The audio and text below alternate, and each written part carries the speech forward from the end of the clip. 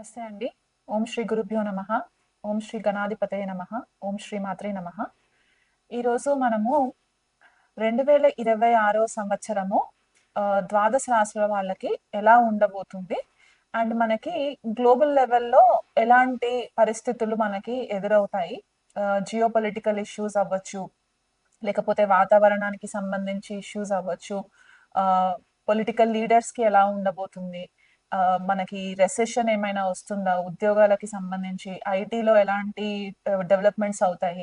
ఈ గ్రహగతులని బట్టి మనము డిస్కస్ చేసుకునే ప్రయత్నం చేద్దాము. కానీ దానికంటే ముందు మనకి జనరల్‌గా మేజర్‌గా మనము 4 గ్రహాల ట్రాన్సిట్స్‌ని బట్టి మనకి ఈ డిఫరెన్సెస్ అనేవి తెలుస్తూ ఉంటాయన్నమాట. సో, మనకిక్కడ గురువు, శని, రాహు, కేతువుల యొక్క గోచార సంచారం ఎలా ఉండబోతుంది? అండ్ 2026 సంవత్సరంలో వచ్చే గ్రహణాల వల్ల మనకి ఎంతవరకు ఇంపాక్ట్ ఉంటుంది? వ్యక్తిగతంగా యాస్ వెల్ యాస్ మనకి గ్లోబల్ లెవెల్‌లో ఎలాంటి చేంజెస్ వస్తాయి అనే విషయం పైన మనము డిస్కస్ చేసుకుందాము. కానీ దానికంటే ముందు మనకి ఈ ట్రాన్సిట్స్ ఎప్పుడు జరుగుతున్నాయి? ఈ గ్రహణాలు ఎప్పుడు అవుతుందో ఆ డేట్స్ కూడా వివరిస్తాను.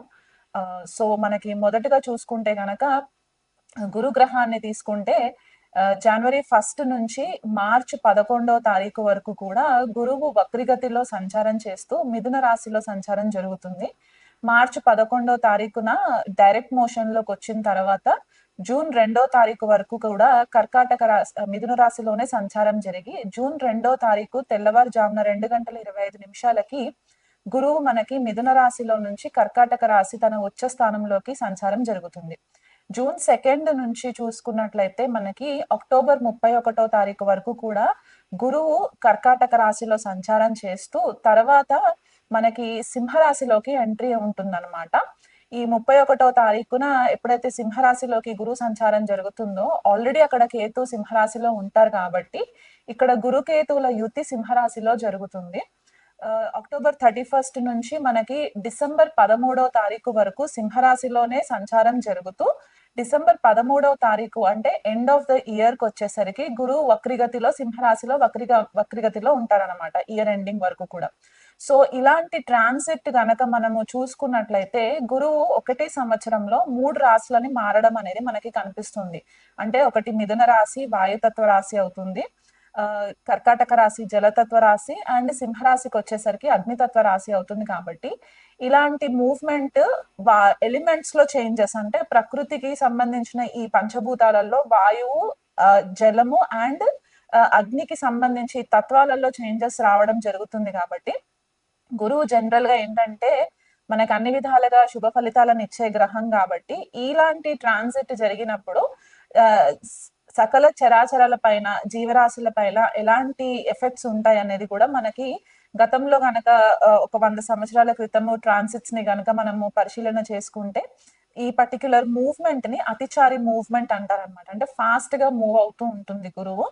ఎప్పుడైతే జీవకారకుడు అతిచారి మూవ్మెంట్ లో ట్రాన్సిషన్ అవుతుందో చాలా ఫాస్ట్ రిజల్ట్స్ వస్తుంటాయి. అది మంచి అవ్వచ్చు, చెడు అవ్వచ్చు. దాన్ని బట్టి మనకి డిఫరెన్సెస్ కూడా కనిపిస్తూ ఉంటాయి అన్నమాట. సో గురువు మనకి చాలా ఇంపార్టెంట్ రోల్ ప్లే చేస్తుంది ఈ ఇయర్ అంతా కూడా. అది కాకుండా మనకి రాహు అండ్ కేతు సంచారం చూసుకున్నట్లయితే ప్రజెంట్ రాహు మనకి శతభిష నక్షత్రంలో కుంభరాశిలో సంచారం జరుగుతూ ఉంటుంది. తర్వాత మధ్యలో ధనిష్ట నక్షత్రంలోకి ట్రాన్సిషన్ అవుతుంది అనమాట రాహుకి వచ్చేసరికి. ఆల్మోస్ట్ మనకి ఆగస్ట్ ఆ టైంకి మనకి ధనిష్ట నక్షత్రంలోకి సంచారం జరుగుతుంది. కేతు కనుక చూసుకున్నట్లయితే ప్రజెంట్ మనకి జనవరి 1 నుంచి మార్చ్ 29వ తారీఖు వరకు కూడా పూర్వ ఫాల్గుని నక్షత్రము సింహరాశిలో సంచారం జరుగుతూ తర్వాత కేతు మఖ నక్షత్రంలోకి సంచారం జరుగుతుంది. ఈ రాహు కేతువులు మాత్రము సింహరాశిని అండ్ కుంభరాశిని మార్చి మనకి మకర రాశిలోకి రాహు సంచారము, కర్కాటక రాశిలోకి కేతు సంచారము డిసెంబర్ 5వ తారీఖున జరుగుతుంది. శని సంచారం గనక చూసుకున్నట్లయితే జనవరి మొదటో తారీఖు నుంచి కూడా మనకి శని పూర్వభాద్ర నక్షత్రంలో సంచారం చేస్తూ జనవరి 20వ తారీఖున ఉత్తరభాద్ర నక్షత్రంలోకి సంచారం జరుగుతుంది మీనరాశిలో. అలాగే మనకి మే 11వ తారీఖున ఉత్తరభాద్ర నక్షత్రం నుంచి రేవతి నక్షత్రంలోకి సంచారం జరుగుతుంది అన్నమాట శనికి. అండ్ జూలై 27వ తారీఖున రేవతి నక్షత్రం మీనరాశిలోనే శని వక్రిగతి మోషన్ లోకి ట్రాన్సిషన్ అయ్యి డిసెంబర్ 11వ తారీఖు వరకు కూడా మనకి శని వక్రగతిలోనే ఉండి డిసెంబర్ 11వ తారీఖున మనకి డైరెక్ట్ మోషన్ లోకి రావడం అనేది జరుగుతుంది. అంటే ఈ సంవత్సరం అంతా కూడా శని మనకి మీనరాశిలోనే సంచారం చేస్తూ నక్షత్రాల పరివర్తన మాత్రం జరుగుతుంది. అంటే నక్షత్రాలు చేంజెస్ అవుతాయి అన్నమాట. ఉత్తరాభాద్ర నుంచి రేవతి నక్షత్రంలోకి ఎంట్రీ అయ్యి మళ్ళీ రేవతి నుంచి ఉత్తరాభాద్ర నక్షత్రంలోకి తిరోగమనం అయినప్పుడు ఇలాంటి సిచ్యువేషన్స్ ఉన్నప్పుడు మనకి కొద్దిపాటిగా చేంజెస్ రావడం అనేది సహజంగా కనిపిస్తూ ఉంటుంది. ఎప్పుడైతే రవి ఏప్రిల్ నెలలో మీనరాశిలోకి సంచారం జరుగుతుందో అప్పుడు శని, రవి అండ్ కుజుడు కూడా కొన్ని రోజులు మనకి మీనరాశిలోనే ఉండడము, ఆపోజిషన్ లో వీళ్ళకి ఇక్కడ మనకి షడాష్టకం అనేది ఫామ్ అవుతుంది అనమాట ఏప్రిల్ నెలలో. అప్పుడు మనకి కేతు సింహరాశిలో ఉండి మీనరాశిలో శని, రవి, కుజుడు ఉన్నప్పుడు ఈ ఏప్రిల్, మే నెలలు మాత్రం కొద్దిపాటిగా మనకి చాలా చేంజెస్ తీసుకొచ్చే నెలలుగా మనము చెప్పుకోవడానికి ఉంటుందన్నమాట. ఆ టైంలో మనకి వచ్చే గ్రహస్థితిని బట్టి మనకి కొద్దిగా గ్లోబల్ లెవెల్లో డిస్ట్రక్షన్స్ అవ్వడానికి ఛాన్సెస్ కనిపిస్తుంటాయి. కొద్దిగా వార్ లాంటి సిచ్యువేషన్స్, అంటే యుద్ధ వాతావరణానికి సంబంధించి సిచ్యువేషన్స్ రావడము, లేకపోతే సడన్ గా కొద్దిపాటిగా ఏదైనా స్కాండల్స్ బయటికి రావడానికి ఛాన్సెస్ ఉండడము, ఇవన్నీ కూడా మనకి ఈ పర్టికులర్ టైం ఫ్రేమ్ లో కనిపించడానికి ఛాన్సెస్ ఉన్నాయి. కానీ దానికంటే ముందు మనకి ఫిబ్రవరి, మార్చ్ అండ్ జూలై, ఆగస్ట్ సమయాలలో మనకి గ్రహణాలు కూడా ఏర్పడే పరిస్థితి కనిపిస్తుంది. కాబట్టి ఫిబ్రవరి 17వ తారీఖున మనకి యాన్యువల్ సోలార్ ఎక్లిప్స్ ఉంది. అంటే మనకి సూర్యగ్రహణం ఏర్పడుతుంది. ఈ సూర్యగ్రహణం మాత్రం మనకి ఇండియాలో కనిపించదు, వేరే దేశాలలో కనిపిస్తుంది, మనకి వెస్టర్న్ కంట్రీస్ లో కనిపిస్తుంది. కాబట్టి మనకి సూతకం ఏం ఫాలో అవ్వడానికి అవసరం లేదనమాట.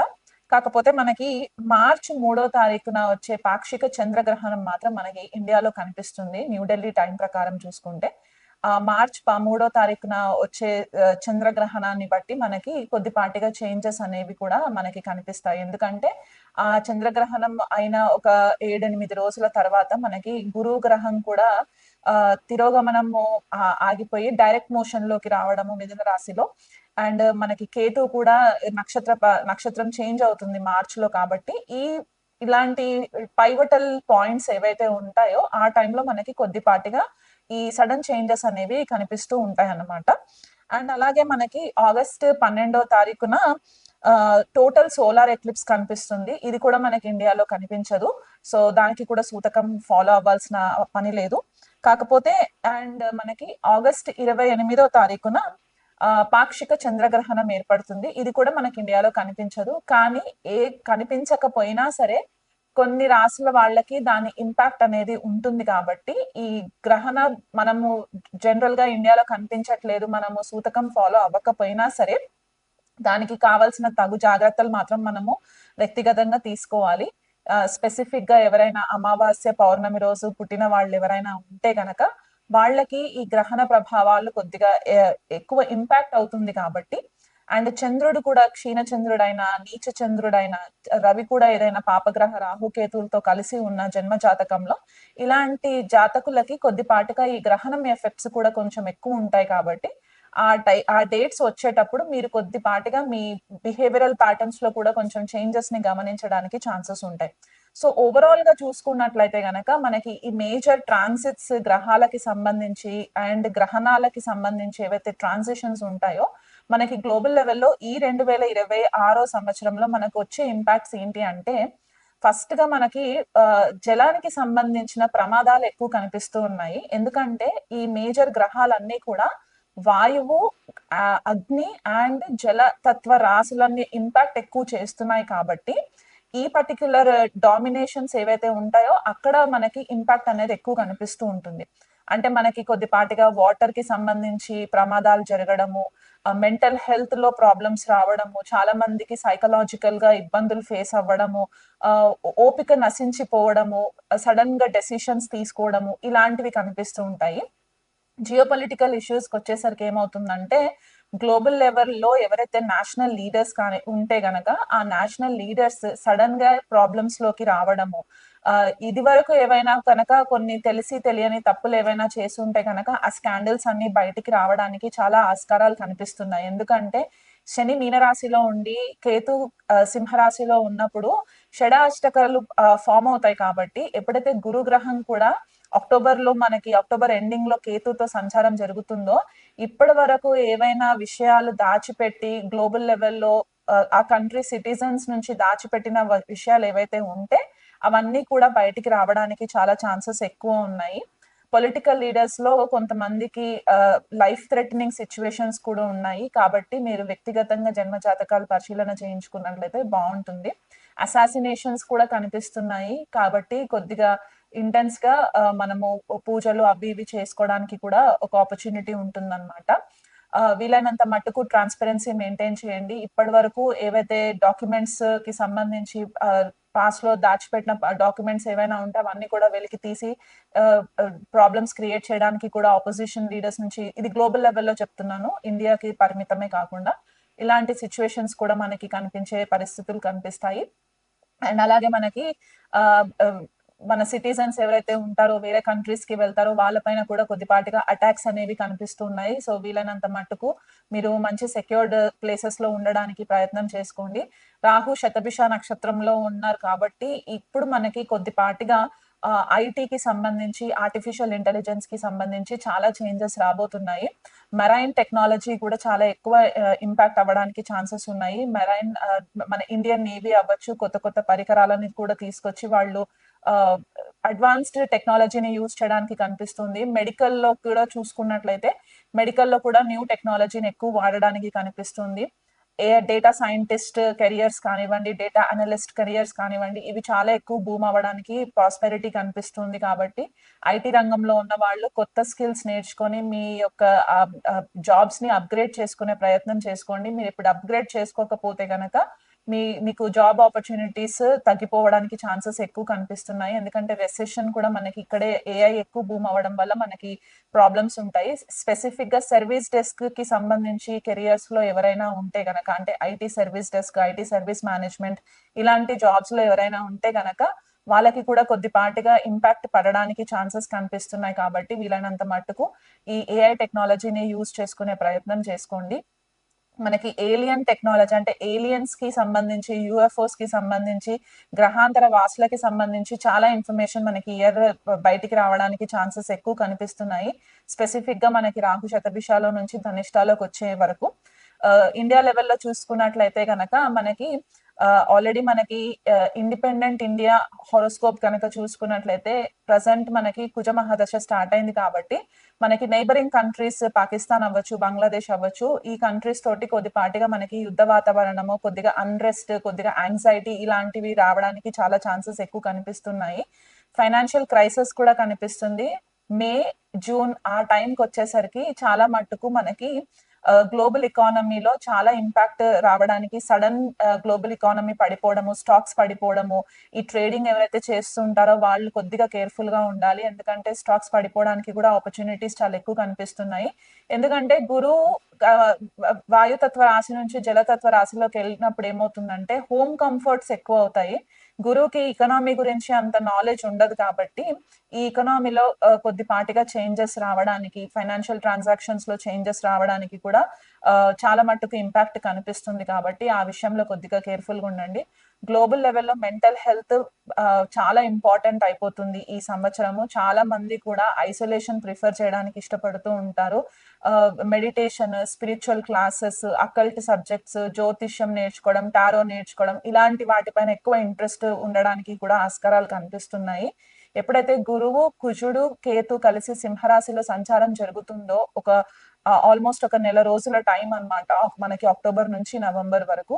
ఈ టైంలో ఇండియా లెవెల్లో మాత్రం కొద్దిపాటిగా కేర్ఫుల్ గా ఉండండి. సడన్ గా ఏదన్నా యుద్ధ వాతావరణం రావడము, లేకపోతే అగ్ని ప్రమాదాలు జరగడము, జలతత్వంకి సంబంధించిన ప్రమాదాలు జరగడము, పిల్లలు సూసైడ్ చేసుకోవడానికి ఛాన్సెస్ ఎక్కువ ఉండడము, బయటికి వచ్చి గొడవలకి సోషల్ యాక్టివిస్టులు ఎక్కువ అయిపోవడము, ఇవన్నీ కూడా మనకి కనిపించే ఛాన్సెస్ ఉన్నాయన్నమాట 2026 లో.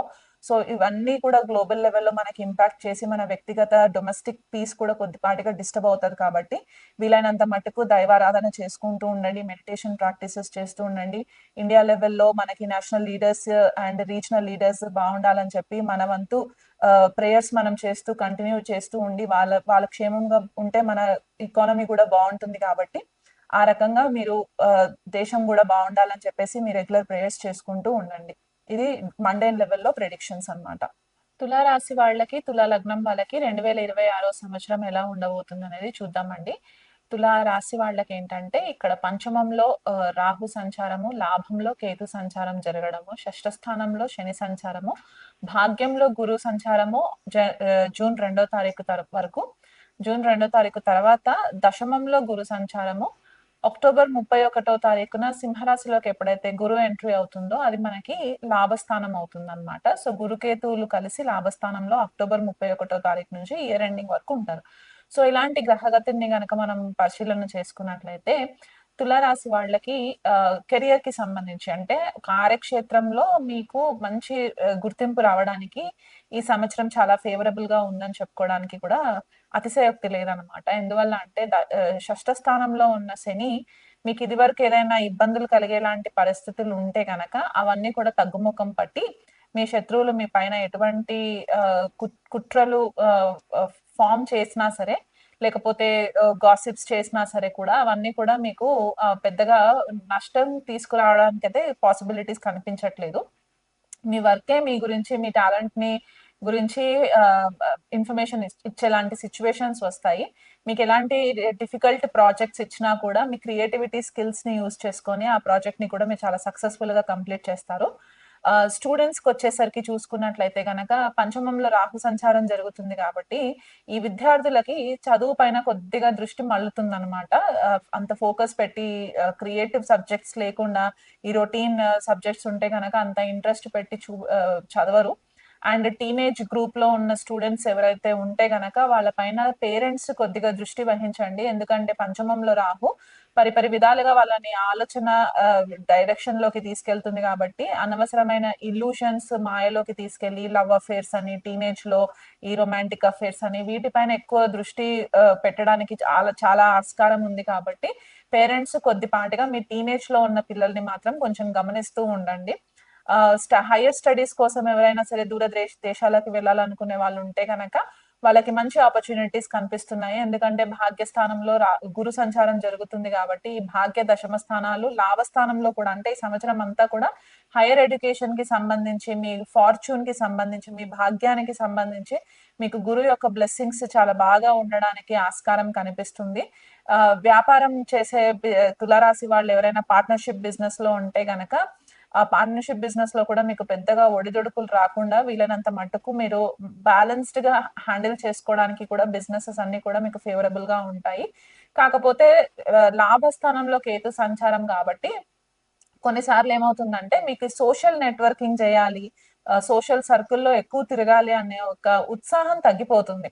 ఐసోలేషన్ ఉండాలి, ఏదైనా తీర్థయాత్రలు చేయాలి, లేకపోతే ఏదైనా దేవాలయాలకు వెళ్ళాలి, స్పిరిచువల్ సెంటర్స్ కి వెళ్ళాలి, ఆశ్రమాలకి విజిట్ చేయాలి. దీనిపైన ఎక్కువ ఫోకస్ అవ్వడానికి ఆస్కారం ఉంది. ఎందుకంటే లాభస్థానంలో కేతు, భాగ్యస్థానంలో గురువు కాబట్టి మీకు మంచి గురువు రూపేణ ఎవరైనా మీకు మంచి గైడెన్స్ ఇవ్వడానికి యోగా, ప్రాణాయామ, మెడిటేషన్, లేకపోతే విపాసన మెడిటేషన్ ఇట్లాంటి సెంటర్స్ కి వెళ్ళడానికి మీకు ఎక్కువ ఇంట్రెస్ట్ కలగడానికి ఛాన్సెస్ కనిపిస్తున్నాయి అన్నమాట. సో ఆధ్యాత్మికంగా ఎదగడానికి తులారాశి వాళ్ళకి ఈ సంవత్సరం చాలా ఫేవరబుల్ గా ఉంటుంది. ఆరోగ్య విషయంలో మాత్రం కొంచెం కేర్ఫుల్ గా ఉండండి. ఎందువల్ల అంటే మీకు కొద్దిగా తలకి సంబంధించి, బ్రెయిన్ కి సంబంధించి రుగ్మతులు రావడము, లేదా కీళ్ళ నొప్పులకి, నీ జాయింట్స్ కి సంబంధించి పెయిన్స్ రావడము, షష్ఠ స్థానంలో శని సంచారం కాబట్టి అందులో జలతత్వ రాశిలో ఉంటారు కాబట్టి ఈ ఫీట్ కి సంబంధించి, కాళ్ళకి సంబంధించి కొద్దిపాటిగా ఇబ్బందులు రావడము, సర్జరీస్ అట్లాంటివి ఏమైనా జరగడానికి ఆస్కారం చాలా ఫేవరబుల్ గా కనిపిస్తున్నాయి. కాబట్టి హెల్త్ విషయంలో నెగ్లిజెన్సీ చేయకండి. ఇంకా మీకు మంచి బెటర్ రిజల్ట్స్ రావాలి, హెల్త్ విషయంలో కూడా మీకు డిస్టర్బెన్సెస్ ఉండకుండా, కెరియర్ లో డిస్టర్బెన్సెస్ ఉండకుండా ఉండాలి అని అనుకుంటే గనక శనికి రెగ్యులర్ గా తైలాభిషేకం చేయిస్తూ ఉండండి. రాహు కేతువులకి, సర్పగ్రహాలకి, సుబ్రహ్మణ్యేశ్వర స్వామికి మీరు అర్చన అభిషేకాలు చేయించుకున్నట్లయితే కూడా మీకు బాగుంటుంది. భార్యాభర్తల మధ్య కొద్దిపాటిగా డిఫరెన్సెస్ రావడానికి ఆస్కారం ఉంది. ఆ విషయంలో కొద్దిగా అటెన్షన్ ఇవ్వడానికి ట్రై చేయండి. అంటే మీరు ఒకవేళ భార్యాభర్తల మధ్యలో ఎవరైనా సరే ఒక స్పౌస్ బిజీగా ఉండి, వర్క్‌లో బిజీగా ఉండి ఎక్కువ అటెన్షన్ ఇవ్వట్లేదు అంటే, ఇవి కొద్దిగా అనుమానాలకి దారితీసి ఇబ్బందులు క్రియేట్ చేసే పరిస్థితి కనిపిస్తుంది. ఎందుకంటే పంచమంలో రాహు కాబట్టి లేనివి ఉన్నట్టు ఊహించి చెప్తూ ఉంటారు కాబట్టి, ఆ విషయంలో కొంచెం ఇబ్బందులు రావడానికి ఆస్కారం ఉంది. సో, దానికి కూడా మీరు దుర్గాదేవి ఆరాధన చేసుకోవడము, ఓం దుమ్ దుర్గాయై నమః అనే మంత్రం గనక మీరు 108 సార్లు గనక మీరు పఠనం చేసుకున్నట్లయితే, ఈ థర్డ్ పర్సన్ ఎంట్రీస్ లేకుండా మీ భార్యాభర్తల మధ్య సఖ్యత పెరగడానికి కూడా అమ్మవారి ఆశీస్సులుంటాయి. సో, ఓవరాల్‌గా తులారాశి వాళ్ళకి చూసుకుంటే ద్వాదశ రాశులలో కంపేర్ చేసుకుంటే తులారాశి వాళ్ళకి ఈ సంవత్సరం చాలా బావుంటుంది.